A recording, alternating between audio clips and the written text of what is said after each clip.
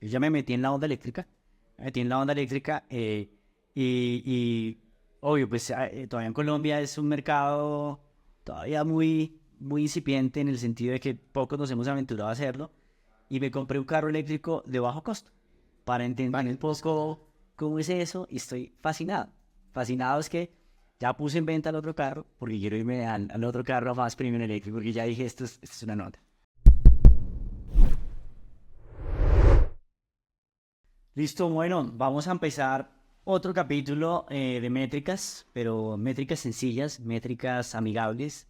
Entonces ya hemos hablado, Juanca, contigo de marketing. Vamos a este otro lado. Voy a tener un poco más la palabra yo en temas de métricas de ventas, aunque por supuesto que con tu expertise, bienvenido tus aportes. Entonces, pues nada, voy a arrancar a contarles un poco cuáles son esas métricas que nosotros utilizamos en ventas, como le cogemos como ahora que estamos en los Olímpicos, cuando le cojo la ballesta a marketing y la coge ahora a ventas, la posta. la Que posta, pasar perdón, sí, en el tema de 400 metros por equipo, por relevo. por relevo. Exactamente, listo, muy bien.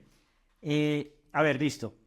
¿Nosotros qué hacemos? Nosotros lo primero que hacemos es que cuando entregamos las oportunidades que nos entrega marketing, marketing nos puede entregar oportunidades que se llaman MQLs o SQLs. Voy a explicar ahí. Si quieres, explícalas tú. ¿Qué es MQL y SQL? Listo, yo quiero, uno primero decir que yo soy el primer cliente, el primer usuario de este capítulo. Porque como marketero, como persona que genera esos leads, esa audiencia, nuestro trabajo hace sentido cuando tu trabajo en ventas De funciona. acuerdo. Entonces, hablabas de conceptos y los vamos a explicar de manera muy amigable. El MQL y el SQL. MQL es Marketing Qualified Leads y SQL es Sales Qualified Leads. Entonces, es una oportunidad detectada por marketing o una oportunidad o un cliente madurado por ventas. Entonces, desde marketing, un MQL es esa persona que una estrategia comercial, una estrategia de marketing digital, una estrategia de marketing de alguna manera, me lo trae, me lo convierte de audiencia a un dato y yo empiezo a tener un relacionamiento para madurarlo y irlo nutriendo desde marketing. Tal cual. Y el SQL, que ya es un poco tu mundo, es como yo empiezo a nutrir en ese relacionamiento. Entonces, si quieres, te invito a que en esa conversación nos profundices el SQL. Listo, entonces, cuando marketing, ya entendimos el MQL, tú puedes tomar, digamos, diferentes decisiones en un equipo de ventas. Es decir, tú puedes tener un equipo de ventas multirol o puedes especializar los roles. Voy a ir un poco más lento. Hay un rol que lo llamamos, hay un rol o una tarea que se llama prospectar y calificar. Hay otro rol y otra tarea que se llama cazar, hunter. Y hay otro rol o tarea que se llama cultivar o farmer. ¿De acuerdo? Entonces voy a ir ahorita. Voy primero por el primer paso, que es la prospectación y la calificación. Entonces, insisto, puede ser un rol, o sea, Camilo Gutiérrez hace eso, hace hunter y hace farmer, o puede ser que Camilo Gutiérrez solamente se dedica. Eso dependerá de muchos temas. Sí, el tamaño del Imagina equipo. aquí, pues, Chévere todo esto que estás explicando como roles o como a veces en una empresa más pequeña el vendedor depende cumple toda la tarea. cumple toda la tarea.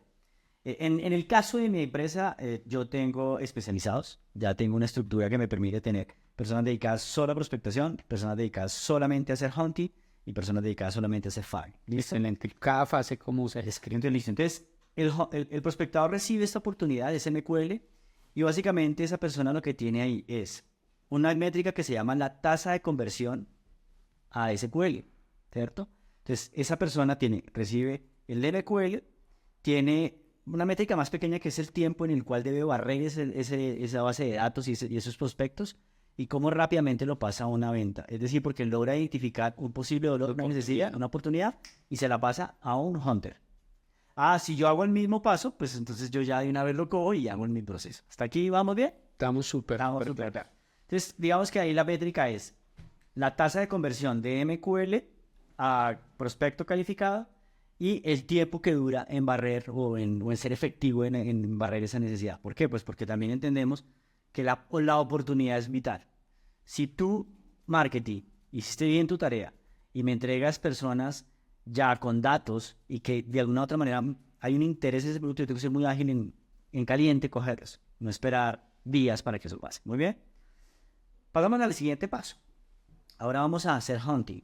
El hunting es, ok, vamos a ver si Juanca realmente es mi cliente, realmente hay un dolor, realmente yo tengo la posibilidad de hacer una conexión comercial contigo. Y como decía Juan Carlos Torres, tal vez que va a estar aquí en este escenario también muy seguramente un colega en un próximo episodio, no todos los clientes son para ti y tú no eres para todos los clientes.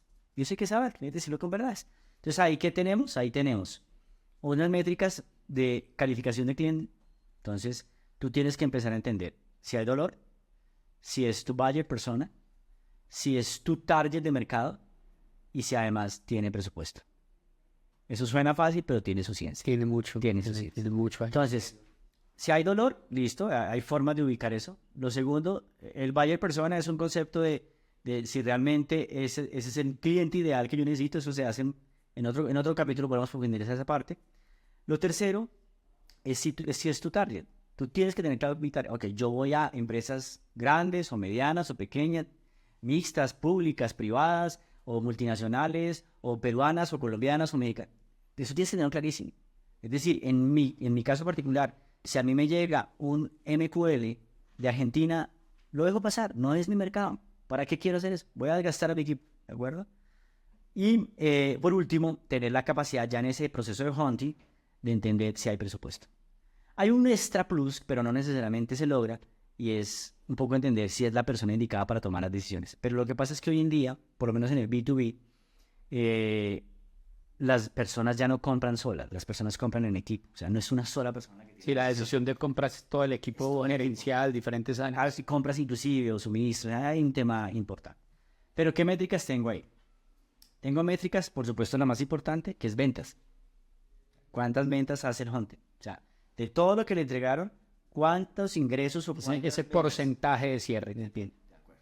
Hay otra métrica que se llama la tasa de cierre. No, la anterior es cuántas ventas. O sea, a ti te entregaron no sé, voy a ponerlo fácil, 10 MQLs, a esos 10 MQLs, ¿cuánta plata le trajiste? Hay otra que es la métrica. A ti te entregaron 10 MQLs, de esos 10, ¿cuántos cerraste? Tú puedes tener una métrica de cierre de 50% que es fantástica, pero si le trajiste poca plata, a mí me interesa más ver la plata que tú me Sí, sería para números prácticos. De esos 10, le vendo a 5, pero a cada uno le vendo 1 millón, vendí 5 millones. 5 millones. Pero si de esos 10 le vendo a uno y a ese uno le vendí 10 millones, mi resultado... al final, el resultado que más reina es el que está arriba del estado financiero. Sí, ¿Cuánta plata traes? ¿Cuánta plata hay en el banco? Exactamente. Pero, atención, no nos dejemos solamente ir por eso, porque la tasa de conversión es fundamental. O sea, si yo ya logré venderle a una persona 10 millones, ¿cómo hago para venderle a una 2, a 3, a 4? Entonces, No, y luego el rol que te falta por hablar, que es el del farmer, es quizás habrá más trabajo para él con 5 que con 1, y puede que la primera foto nos muestra que estos 5 nos compraron 5 millones y este 1 10, pero resulta que estos 5 el día de mañana cada uno va a comprar de a 10 y son 50. Entonces, no hay que entender a veces las métricas solo con la foto de un pedacito. de acuerdo. Hay que ir a ver qué pasa luego en mi proceso de negocio. Está bien interesante, Camilo decía que yo era el primer cliente de esto, porque el trabajo nuestro en marketing ya no es nutrir listas de Excel por nutrir o llenar un CRM por nutrirlo. Es cuál es la calidad de esos MQLs que te entregamos.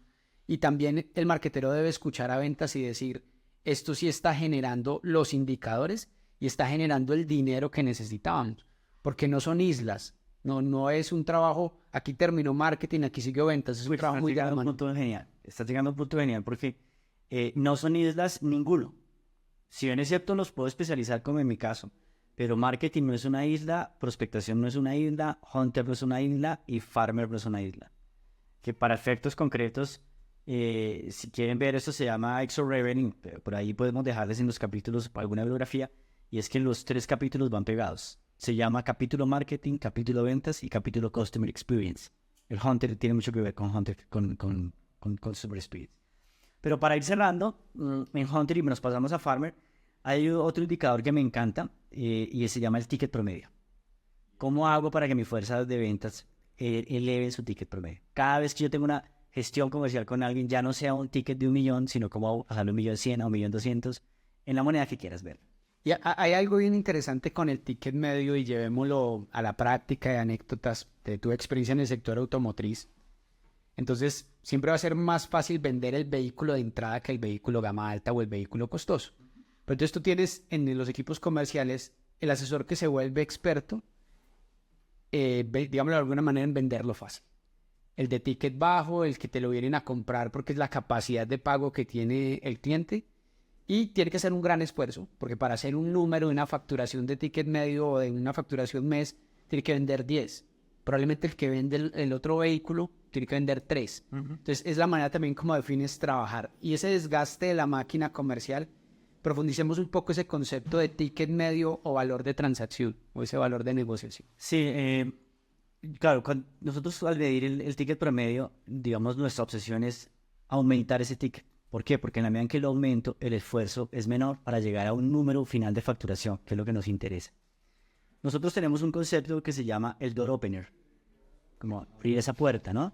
Y generalmente en el mundo B2B, como también eventualmente en el mundo B2C, cuando un cliente tiene un primer contacto con tu marca o contigo y no te conoce, eventualmente no se aventura a comprar algo el más caro per se, a menos de que realmente tenga un dolor y tú seas fit con ese dolor.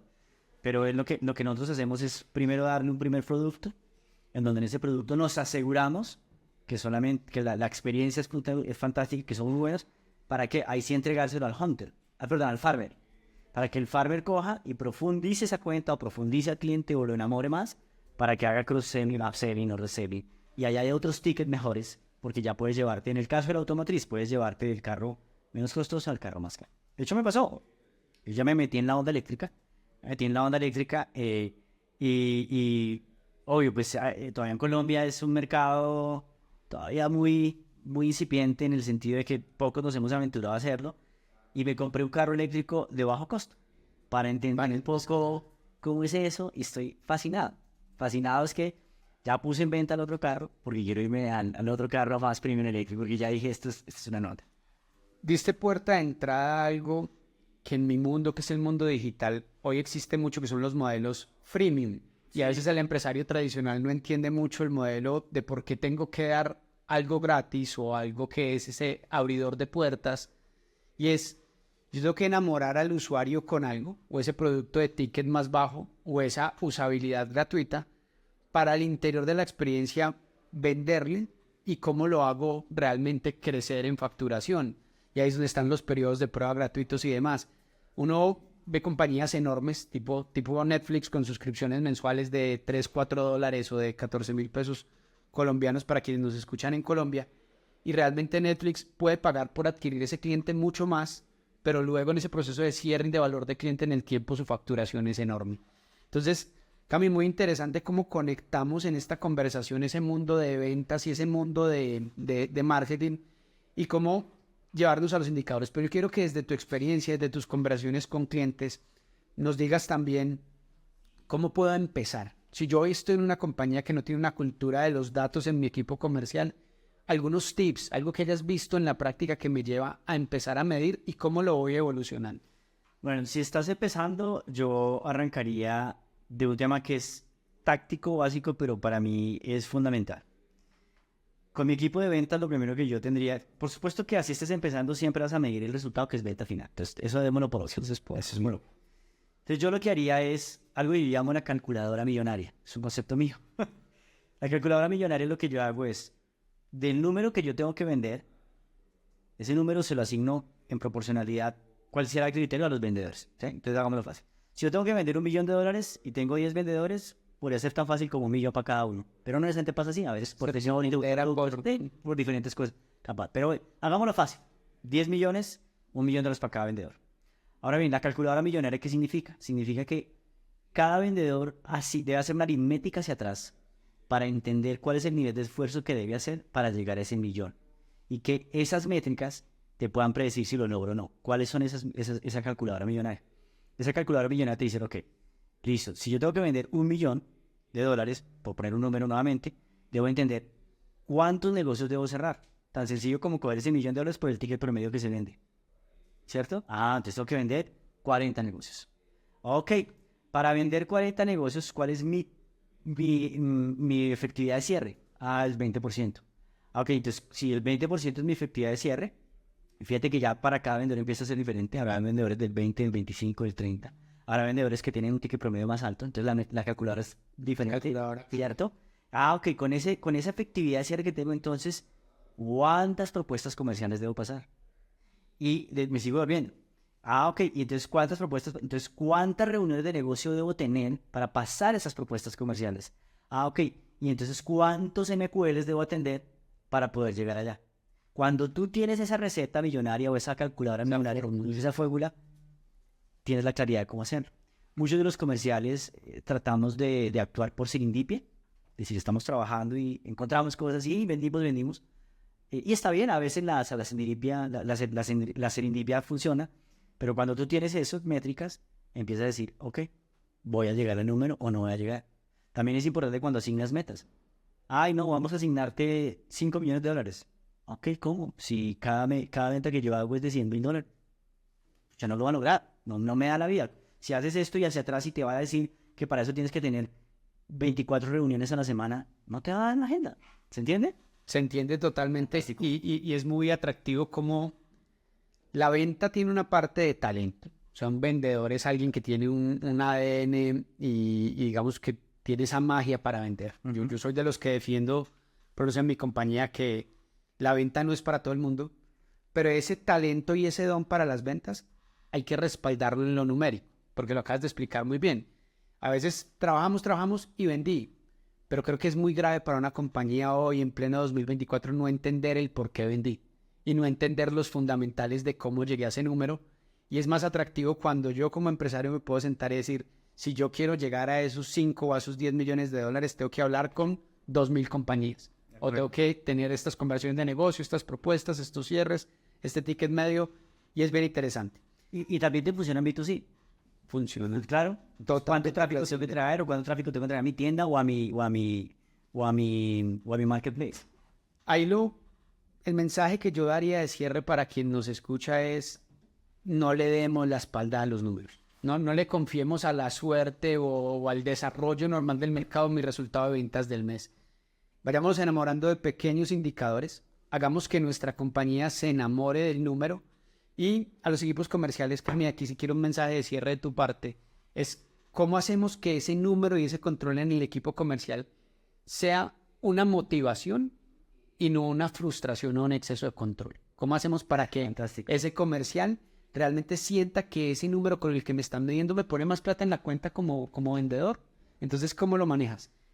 Yo tengo hace ya, no sé, Juanca, tengo hace ya varios años, 8 tal vez años, tengo ya en mi mindset una frase que utilizo y repito, y quien me esté escuchando acá y se ha trabajado conmigo sabe que soy así. Y siempre les digo, miren muchachos, las ventas hoy en día no son un acto de suerte ni de habilidad de quieta margarita. Acá en Colombia se llama ese charlatán, ¿sí? Hoy en día las ventas no son un arte de suerte. Las ventas hoy en día son un juego de matemáticas y estadística. Por eso hago esas métricas y esas calculadoras. Cuando tú entiendes las matemáticas y la estadística de tus metas, llegas a la meta. Es así de sencillo. Así lo veo yo. Y se siente ese vendedor cómodo con un método que está implementando. Así es. Muy, muy buena conversación. Como utilizamos términos técnicos, como incluso esa persona que quiere implementar medición en su empresa va a tener que implementar tecnologías y demás. En las descripciones del video, en las descripciones en Spotify les vamos a dar algunos links, algunos recursos, porque si bien eso es una conversación entre amigos, tiene un componente teórico y un componente de conocimiento que quien nos escucha debe tener, y también invitar a la audiencia a que compartan estos podcasts, a que compartan para que cada vez la audiencia sea mayor, y también a que utilicen el campo de comentarios para que nutramos la conversación. ¿Qué les ha funcionado en sus empresas? ¿Qué no les ha funcionado? ¿Y qué tema quisieran tener en otro episodio? ¿Y qué otras métricas utilizan? Aprender nosotros también. Lo construiremos entre todos. Gracias, Juanca. Muchas gracias. Chao, papá. Gracias.